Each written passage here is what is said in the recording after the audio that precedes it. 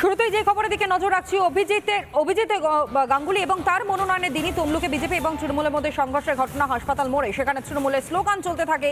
ঘটনায় ইতিমধ্যে রিপোর্ট তলব করা হয়েছে বলেই জানতে পারা যাচ্ছে নির্বাচন কমিশনের তরফ থেকে। আরো বিস্তারিত এই বিষয়ে জানাবে বিট্টু রায়চৌধুরী, আমাদের প্রতিনিধি এই মুহূর্তে আমাদের সঙ্গে। বিট্টু,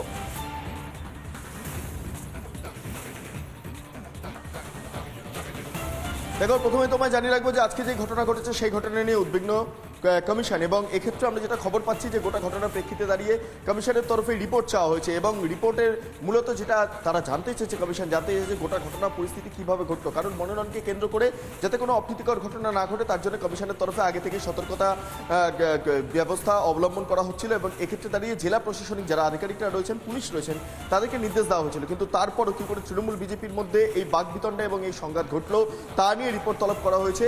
ইতিমধ্যে আমরা যেটা জানতে পারছি বিকেল 5টার মধ্যে সেই রিপোর্ট আজকে কখন এই ঘটনা ঘটেছে, কিভাবে ঘটেছে সেই প্রেক্ষাপটই জানবার চেষ্টা করছেন মূলত এই নির্বাচন কমিশনের আধিকারিকরা। তুমি আমাদের সঙ্গে থাকো আর এই বিষয় নিয়ে, এই সংঘর্ষের ঘটনা নিয়ে রাজ্যের বিরোধী দলনেতা শুভেন্দু অধিকারীর বক্তব্য শোনাই, শুনুন।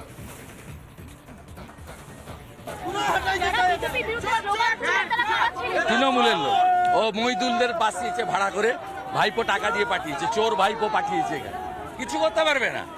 যত করবে ওর পিসি, ওর ভাইপোর পিসিকে হারিয়েছি আমরা, আবার হারাবো, আবার হারাবো।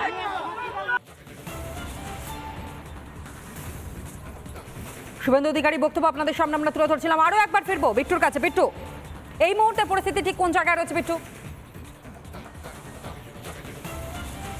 দেখো, তোমাকে আমি যে হিন্ট দিয়ে রাখবো, এই মুহূর্তে দাঁড়িয়ে আমরা যেটা খবর পাচ্ছি যে ইতিমধ্যে কমিশনের তরফে রিপোর্ট চাওয়া হয়েছে এবং রিপোর্টের ক্ষেত্রে যেটা জানতে পাচ্ছি, প্রশাসনকে সতর্ক করা সত্ত্বেও মনোনয়নকে কেন্দ্র করে যাতে কোনো অপ্রীতিকর ঘটনা না ঘটে তার জন্য জেলা প্রশাসনিক আধিকারিক, অন্যদিকে দাঁড়িয়ে যারা পুলিশ রয়েছেন তাদেরকে নির্দেশ দেওয়া হয়েছে এবং তারপরে কী করে এই ঘটনা ঘটলো, মব কী করে জমা হলো, সমস্ত বিষয়টা নিয়ে ইতিমধ্যে জানতে চেয়েছে কমিশন। আজকে বিকেল 5টার মধ্যে সেই রিপোর্ট দিতে হবে। আরও বেশ কিছু হিন্ট পাওয়া যাচ্ছে কমিশনের তরফে। অন্যান্য যারা ডিএমরা রয়েছেন তাদেরকেও সাবধান করা হচ্ছে যাতে আগামী দিনে মনোনয়নকে কেন্দ্র করে এই ধরনের কোনো অপ্রীতিকর পরিস্থিতি তৈরি না হয়। শুধু তাই নয়, তুমি জানো যে কমিশনের তরফে প্রথম দিকে যখন নির্বাচন ঘোষণা হয় তারপরই পঞ্চায়েত নির্বাচনকে কেন্দ্র করে যে যে অপ্রীতিকর পরিস্থিতি তৈরি হয়েছিল সেই সংক্রান্ত রিপোর্ট ইতিমধ্যে কমিশনের তরফে খতিয়ে দেখা হয়েছিল। অর্থাৎ পঞ্চায়েত নির্বাচনেও দেখা গিয়েছিল যে নমিনেশনকে কেন্দ্র করে অপ্রীতিকর ঘটনা ঘটেছে, বিভিন্ন জায়গায় কার্যত মারধরের মতো পরিস্থিতি তৈরি হয়েছিল এবং সেইখান থেকে শিক্ষা নিয়ে কমিশনের তরফে লোকসভা নির্বাচনকে কেন্দ্র করে যাতে কোনো অপ্রীতিকর পরিস্থিতি তৈরি না হয় তার জন্য একটা প্রস্তুতি কমিশনের তরফে নেওয়া হচ্ছিল। আবারও তোমাকে হিন্ট দিয়ে রাখছি যে বিষয়টা নিয়ে কমিশন ইতিমধ্যে কার্যত সক্রিয় ভূমিকা পালন করছে। জেলা নির্বাচনী যিনি আধিকারিক রয়েছেন তার কাছে রিপোর্ট চাওয়া হয়েছে।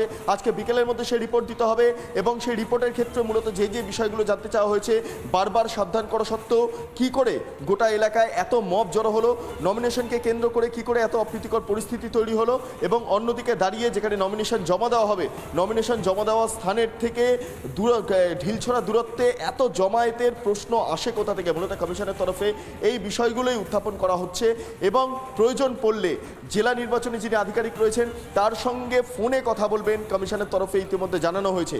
এবং বারবার তোমাকে যে বিষয়টা হিন্ট দিয়ে রাখছি যে কমিশনের তরফে জেলা প্রশাসনিক আধিকারিক যারা রয়েছেন, নির্বাচনী আধিকারিক যারা রয়েছেন তাদেরকে বলা হচ্ছে মনোনয়ন প্রক্রিয়াকে কেন্দ্র করে কোনো অপ্রীতিকর ঘটনা বরদাস্ত করা হবে না।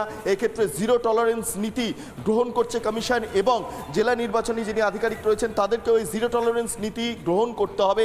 এবং আজকে বিকেল 5টার মধ্যে অভিজিৎ গঙ্গোপাধ্যায় যখন নমিনেশন জমা দিতে যাচ্ছিলেন, যে ঘটনা ঘটে তার প্রেক্ষিতে দাঁড়িয়ে রিপোর্ট কমিশনে জমা দিতে হবে অর্থাৎ রাজ্যের মুখ্য নির্বাচনী আধিকারিক দপ্তরে। এবং সেই রিপোর্ট আমরা যেটা জানতে পাচ্ছি যে জাতীয় নির্বাচন কমিশনে সেটাকে পাঠিয়ে দেওয়া হবে মেল মারফত। অর্থাৎ এক্ষেত্রে দাঁড়িয়ে বিকেল 5টার সময় আজকে কি জবাব দেয় রিপোর্টের প্রেক্ষিতে দাঁড়িয়ে জেলা নির্বাচনী আধিকারিক, সেদিকে তাকিয়ে বাংলার মানুষ। ধন্যবাদ বিট্টু।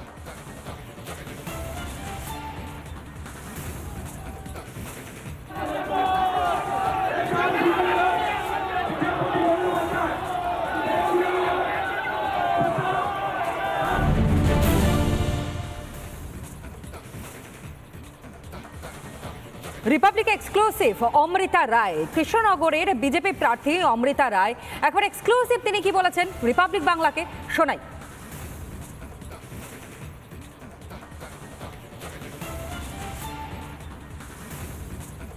মঞ্চে তাকে বলতে শুনেছি তিনি কুকথার রাজনীতি পছন্দ করেন না, এমনকি কেউ ব্যক্তিগত আক্রমণ করবে সেটাও তিনি কার্যত পছন্দ করেন না। তিনি অমৃতা রায়। আপনি বলছিলেন যে কুকথা রাজনীতি এবং ব্যক্তি আক্রমণ আপনি পছন্দ করেন না, যেটা পশ্চিমবাংলার রাজনীতিতে প্রত্যেক দিন হচ্ছে, এটা কেন? আমি কেন করি না, কারণ সেটা আমার স্বভাব, সেটা আমার সংস্কার, সেটা আমার এডুকেশন। যে কাউকে নিচু দেখে আমি বড় হব সেটা হয় না কোনোদিন, এটা একটা চিপ গিমিক। কিন্তু এই রাজনীতির মধ্যে আপনাকে তো রাজনীতিটা করতে হবে, মানে পশ্চিমবাংলায় থাকতে হবে, রাজনীতি করতে হবে, জিতলে এখান থেকে সংসদে যাবেন, আপনি এইসবের বাইরে, বৃত্তের বাইরে থাকতে পারবেন? দেখুন, ওদের পলিসিটাই আলাদা। এখন আমার যেটা ন্যাচারাল ব্যাপার সেটা তো আমি নিশ্চয়ই মানে তুলে ধরবো, কারণ আমি এগুলো করব না। আমার কাজটাই তো কথা বলবে। আমার এর ওর পেছনে লেগে কি হবে? আমি যদি কাজ না করে এর ওর পেছনে লাগি, সেটা কি টাইপের পলিটিক্স? এটা তো পলিটিক্সই না। পশ্চিমবঙ্গের রাজনীতিতে এমন ঘটনা এর আগে কোনো দিন ঘটেনি যতদিন সংসদীয় রাজনীতিতে রয়েছে। আপনাকে প্রার্থী হওয়ার পর প্রধানমন্ত্রী ফোন করছেন, কি বলবেন? একবার ফোন পেলেন, সামনাসামনি হলো, ব্যক্তিগত কোনো কথা হলো, কিছু বললেন, কোনো স্ট্র্যাটেজি দিলেন? হ্যাঁ, ফোন করেছেন, সেটা তো সবাই জানেন। ডেফিনেটলি আমাকে সাহস যোগাতে এবং অনুপ্রেরণা দিতে এসছেন। এটা তো একটা আই এম ব্লেসড। আপনার বিরুদ্ধে যিনি প্রার্থী, তিনি অনেকেই বলছেন যে তৃণমূলের অনেক প্রার্থীর মধ্যে অন্যতম মহুয়া মৈত্র, কারণ বারবার তাকে সংসদে সরব হতে দেখা গেছে। মহুয়া মৈত্রকে হারাতে পারবেন? সেটা সময় বলুক, আমি কি করে বলবো। তবে আমি এইটুকু বলতে পারি যে এত লোকের ভিড় এমনি এমনি হয় না। যেখানে আমি প্রচারে যাচ্ছি এমনি এমনি হয় না, সত্যি। তার আর ওগুলো অভিনয়ও নয়, মানে একেবারে জিপের ওপর ঝাঁপিয়ে পড়ছে এবং সেইভাবে ভালোবাসা দিচ্ছে আমায়, অনেক কথা শেয়ার করছে, তাদের বাড়িতে নিয়ে চলে যাচ্ছে। তো এইগুলো কি করে আমি মানে উপেক্ষা করি? মাইনরিটি ভোট কতটা টানতে পারবেন বলে আশা করছেন? টানাটানির ব্যাপার না, তারা নিজেরাই আসছেন। কাজেই অনেক জয়েন করছে, জয়েন করবেন এবং করেওছেন। এখানে যদি মানুষ বিজেপিকে ভোট দেয়, কাকে দেবে? মানে কৃষ্ণনগরের প্রার্থী রাজমাতা বা রানী, আপনার যা ব্যাখ্যা রয়েছে এখানে, তাকে দেবে না বিজেপিকে পদ্ম বলে ভোট দেবে? ওই ধরে নিন আমরা একটা ফ্যামিলি হিসেবে যাচ্ছি, সেই ফ্যামিলি বিজেপি ফ্যামিলিকেই দেবে। কৃষ্ণনগরের মানুষের জন্য কি বার্তা থাকবে আপনার? যে পরিবর্তন তো ডেফিনেটলি হবে এবং সবথেকে বড় জিনিস, তারা অনেক কিছু থেকে বঞ্চিত, সেইগুলো আমাকে তুলে ধরতেই হবে এবং কাজ করতেই হবে। আর তার চেয়েও বড় কথা হচ্ছে এই চুরি জোচ্চুরিগুলো আমার খুব ইচ্ছে বন্ধ করা। সেখানে আপনার রাজনীতিটা আমার কাজে আসবে, সেটা অন্যভাবে করতে হবে।